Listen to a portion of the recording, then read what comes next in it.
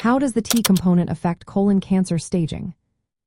When discussing colon cancer, one important aspect to understand is the T component of the TNM staging system. This component focuses on the size and extent of the primary tumor. It specifically looks at how far the tumor has grown into the layers of the colon wall and the surrounding tissues.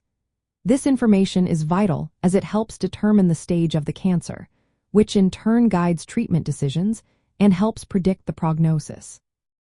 The T component includes several classifications. First, there is TX, which means the primary tumor cannot be evaluated. Then we have T0, indicating there is no evidence of a primary tumor in the colon.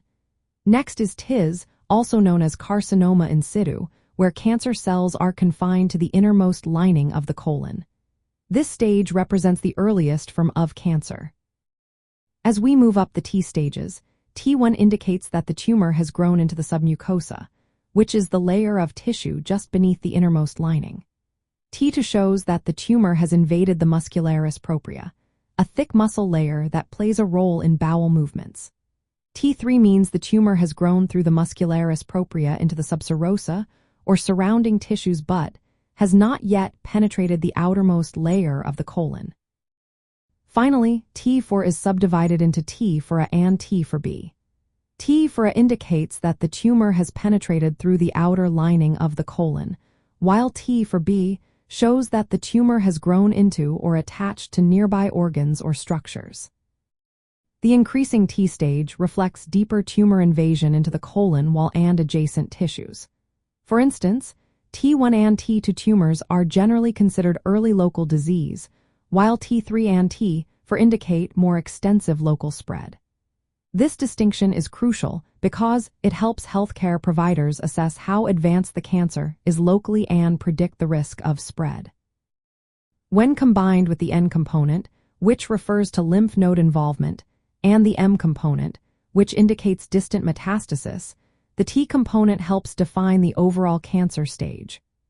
Early stages, such as stage 0 and stage 1, typically involve TIS or T1T to tumors without any lymph node involvement or metastasis.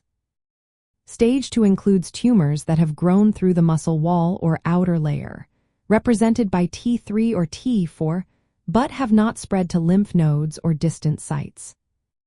Higher T stages, especially T4, often correlate with more advanced disease and may requiring more aggressive treatment approaches.